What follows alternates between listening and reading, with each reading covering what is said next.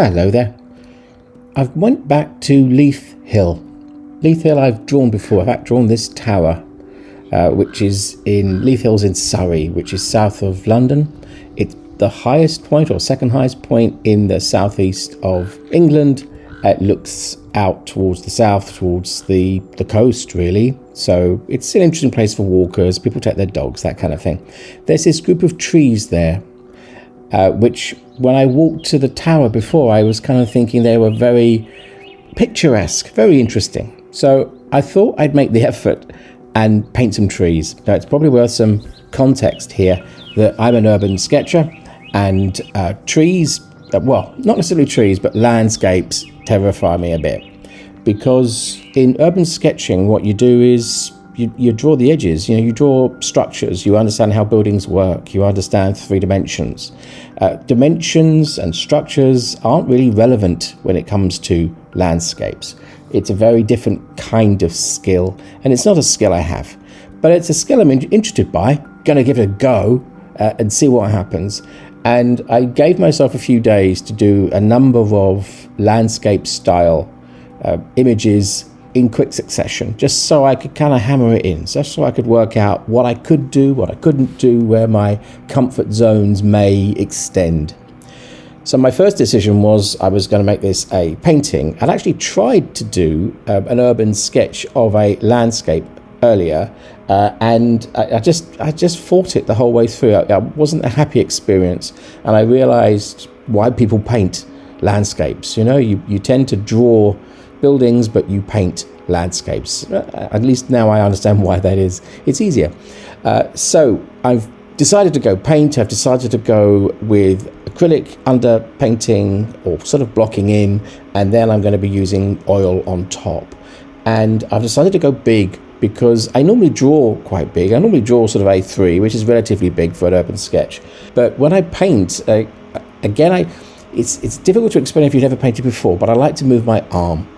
And you'll see it's a very active kind of process when I paint. The arm is moving rather than the fingers are moving. And I think it helps me to relax. I find it more, it just extends, the extension of the arm is an extension of the way your mind is connecting in a healthy kind of way. It feels more energetic. It feels more like exercise. That makes no sense at all, does it? Because I'm sitting down. But in art terms, it kind of does a little bit.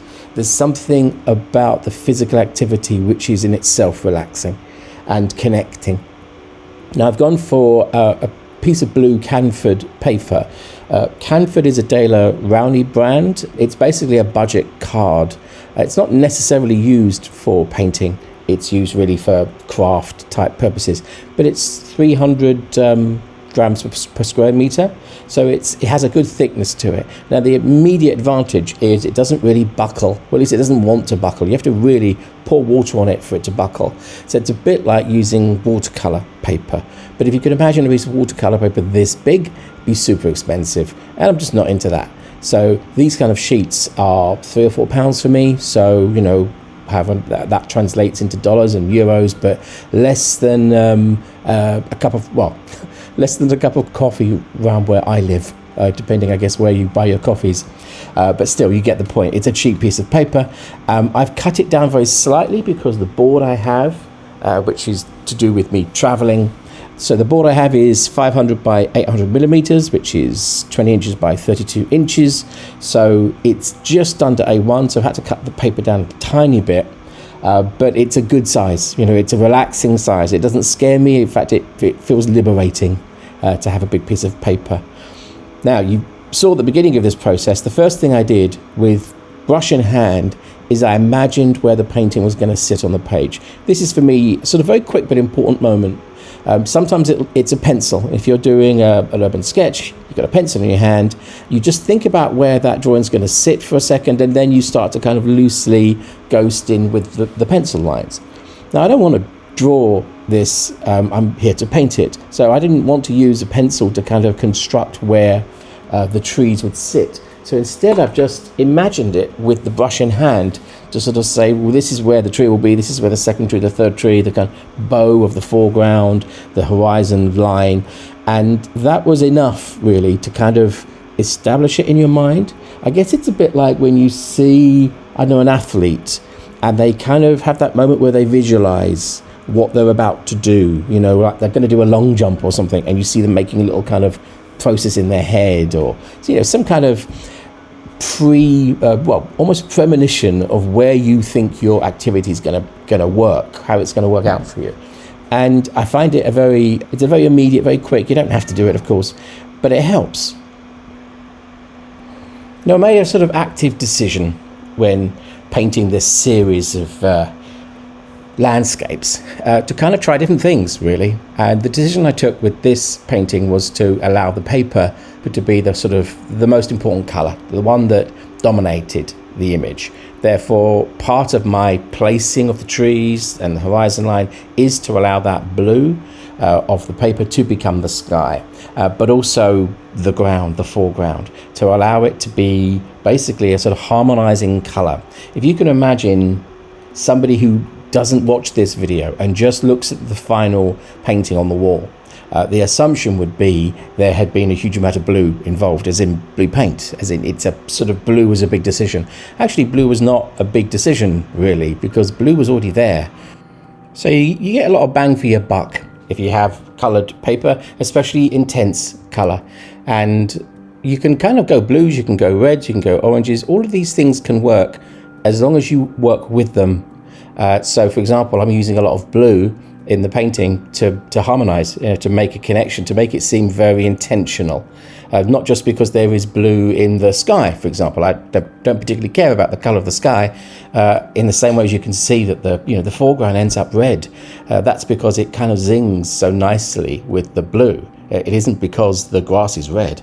I'm not sort of pretending to really observe the scene in any particular detail. That just doesn't interest me. What I'm interested by is the impact of the image. I guess it's a kind of graphical attention. It's sort of a graphical eye that I'm using, because I'm thinking about the final image almost like as if it were a poster or something. That sense of what does it grab you by, I often say it's that sense of where is the eye going to move, of the eye of the viewer, what are they looking at?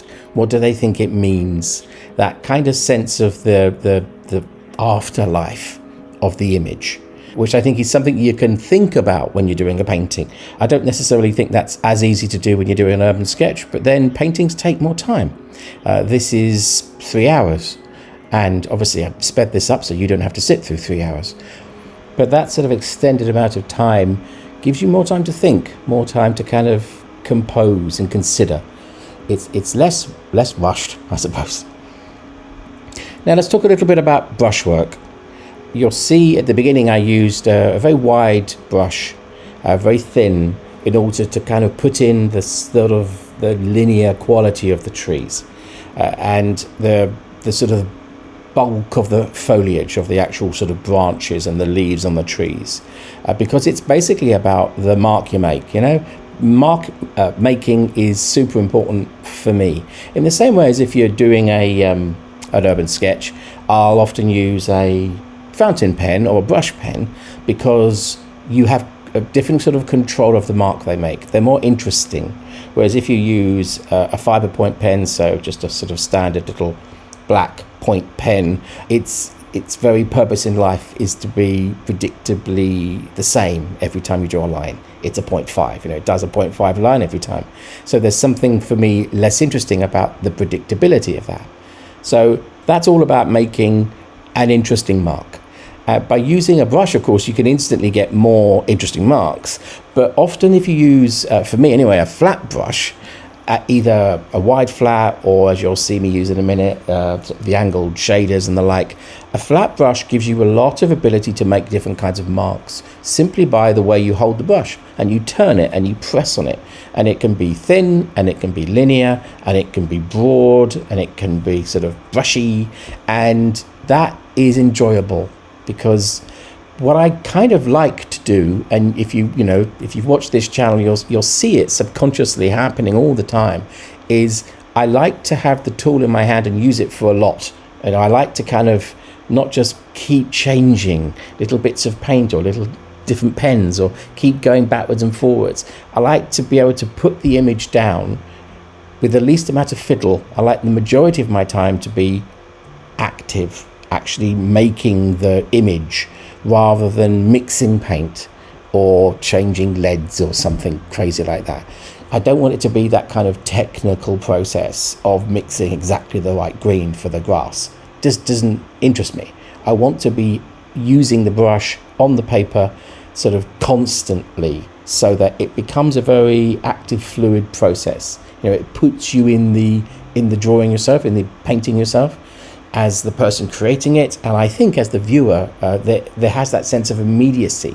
I mean, I've said this before, but I'm a massive fan of the Impressionists, and the Impressionists had that quality where you can, if you look at their paintings super up close, you can see how it's like a constant energy level, not necessarily flourishes, not like areas which are excessive and areas which are calm. The whole canvas is like sort of treated in the same high energy way, and it feels very immediate. It feels like they're done in one sitting or two sittings at most, and they have a real sort of flow to how the paint is applied. And I think that's one of the reasons people like those kinds of paintings, because whether or not it's a picture of a bunch of flowers or a chair or a landscape, people can pick up on the energy with which the artwork has been created, and that's exciting, exciting for the eyes. And sometimes you'll get people looking at a painting, and I wonder if you actually ask them, you don't do this, of course, that'd be crazy, but if you went up to a person in a gallery and said, why are you looking at that particular painting? I expect that if they were honest, they'd say, I don't quite know. And if they probably weren't honest, they'd say, oh, isn't it lovely? Or something really generic. They wouldn't be able to say anything specific about it. What is it about the use of colour or contrast or the way light has been handled? None of those things. If you look at a photograph, though, I think a lot of people, if you go to a photographer gallery, a lot of people, if they're looking at an artwork, a sort of a photographic artwork, will be able to say, but look at the way they've captured this moment, or look at the quality of the dark, or look at how that highlight hits there. People are more sort of analytically aware when they're looking at a photograph, and less so when they're looking at the painting, because the artist gets in the way, basically. The person who creates the painting is the thing that is communicating most through the painting, not the tree, not the landscape, not even the paint, but the mind of the person who has applied it. Yeah, that's quite zen, quite a big thought. I like it. So we're talking about making marks and brush marks and use of different kinds of brushes. So let's get into that a bit more. You'll notice that I have a very casual use of the brush. When the image is zoomed in, you can see there's a lot of kind of putting the paint down, I would call it. What that means is I've got a brush, I've got paint on it. I want that paint to be off the brush and on the panel, on the card in this case, because of a quick way. As far as I'm concerned, it does no good to have that paint on the brush. I want that brush in this image. So there's a sort of, not exactly an impatience, but I am not hanging around, I'm not kind of carefully working on the sort of feels. If you look at the kind of sky and how that sky has been bashed in, what I'm doing is relying on the process to bring the refinement at the end of the final image. I'm not thinking so much about the quality of the sort of the mid stage. I'm relying on the fact there will be a sort of finishing stage. And you'll see that as you go through this painting, that you're starting with the big brushes and you're moving towards the finer brushes. You're starting with the big marks, the sort of generic marks that aren't particularly considered. They're just interesting shapes. And then you're refining that with smaller marks and then smaller still marks. And eventually you're becoming quite considered, both in terms of sort of colour and I guess more contrast, that sense of bringing sharpness to the edges of things. Often I'll look at an image and I don't want it to be blurry, if that makes sense, when it's a drawing of a painting. I like to have moments of contrast. Those people who, when they have a camera and they're taking photographs, I'm one of those people that wants the image to be very sharp and very high contrast, one of those kind of HDR kind of people. Whereas a lot of sort of the more modern photographers, they're into that sort of old film stock look, kind of grainy and a bit sort of grey, basically. And that's not interesting for me. I like that sort of uber sharpness, that kind of intensity. And I think that's something that's coming across in the way I'm applying the paint and the way I draw, really. So I think it all comes from the drawing, because it's all about the ultimate sharpness you get from a single line, of course, which is definitive. There's an interesting conversation I have, I think, about going to a gallery. If you were to go to a gallery this afternoon and you look at things you like, now, does that mean that if you were to create a painting, for example, do you have to sort of follow the thing you like? Because, of course you don't. Imagine you like, I don't know, some extremely refined, extremely polished artist who creates extremely realistic imagery. You know, lots of people like really realistic imagery. Does that mean they want to paint like that? Does that mean that's who they would be if they had a pen or whatever in their hand? And if so, is that why they don't have a pen or a brush in their hand? Is that sense of, I like super realism, and therefore I have to, if I was going to do this, I'd have to be a super realist, and I can't be, because that takes massive amounts of training and skill, and I haven't got that training and skill, therefore I can't paint what I like, and therefore I'm not going to paint. God, that sounds like a weirdly negative spiral. I think you don't know what kind of painter you are until you paint. I think that's the absolute truth of it. I think none of us do. I think we are different people. I mean, you'll get... Okay, this is a slight aside, but you know when you watch the TV and they're interviewing an actor or actress or whatever, and they'll be talking about films in a sort of really kind of slightly abstract way. And if they're ever asked, you know, what films have you seen? They'll look at you kind of strangely, as if, well, I make films, I don't watch films. It's not as if they are film lovers, is my point. It's a profession for them. They're not going to the cinema to watch other people's films, only as part of, I don't know, research or something. They're not doing it for enjoyment, because when you make films as a profession, it kind of takes that enjoyment out of it, I think, because it becomes more of a, I don't know, you're looking behind the scenes the whole time. You're looking at the production and the process, rather than just being affected by the film. And I think that's probably the same for people who urban sketch, who sketch or paint. That sense of, it's possible that you become so aware of, but how did they do it? And I couldn't do it like that, that it kind of gets in the way of saying, well done them, that's nice. And I think it's a really interesting process to break that, if you have it, you know. I think we probably all have a bit of it. I certainly have a bit of it. I'll sometimes look at a piece that somebody's done, and my instant kind of like, it's almost like a wave of potential negativity, because there's something I react to negatively about it. And it's like, oh man, chill. That person's, I don't know, created something that interested them, and who knows, you know, it might be an experiment. It might be their second ever piece. It might be whatever, you know. One has to sort of let go of that critical analysis thing, because the key word in there is critical. And that's always about sort of finding fault, ultimately. I guess I have a simple line, and that is, if you draw or paint for a hobby, if you have a job, and at weekends you go out and paint a tree, well done you. No criticism will ever be due, because it's as much a release from life as it is about creating a final piece of work, isn't it? It's not as if you want everything you do to be somehow recognized and valued. That's not your job. Your job is the job you do, the job you earn money from, and the thing you paint and the thing you draw is just you being you, and that's a lovely thing. Now, if you earn money from painting and drawing, then that's a different thing entirely. That is your job now. The values that go onto those are completely different ones. People place a value on your work, financial value as much as anything, and that's something that you have to respond to. I guess that's why people end up doing the same kind of paintings and the same kind of drawings for their, the whole professional careers, is because that's what people expect and that's what people want, and they don't want to be surprised by you. But when it's just, us hobbyists, then you do whatever you want, whenever you want it. After all, it is for you. You haven't done it for anybody else. Now let's just take a second to talk about urban sketching, which this isn't. The Urban Sketchers Association has a set of guidance, which is really rules. And number one on the list, basically, is if it's an urban sketch, it's because you've done it on site. You can't urban sketch from a photograph. And that's urban sketching. That's a separate conversation, I guess.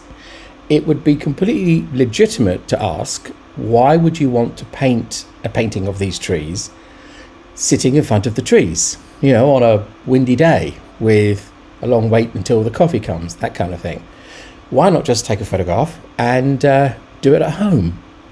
So the question is, what's the advantage of doing stuff like this out in the middle of a field, doing it in front of the subject? And I think the closest analogy I can give is, imagine you're one of these lucky people that has a little swimming pool in your back garden.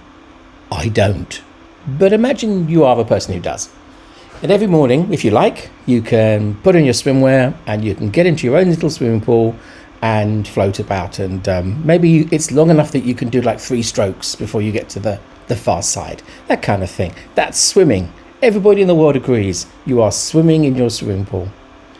Now imagine that one day you get up and you go down to the coast, you go to the sea and you swim out into the sea. And everybody agrees that's also swimming. But it's different, because when you're swimming in the sea and you look down, there's just the grey abyss, there's just infinity, or what feels like it. There's a sense of the unknown, there's a sense of the unpredictable, there's a lack of control that feels freeing.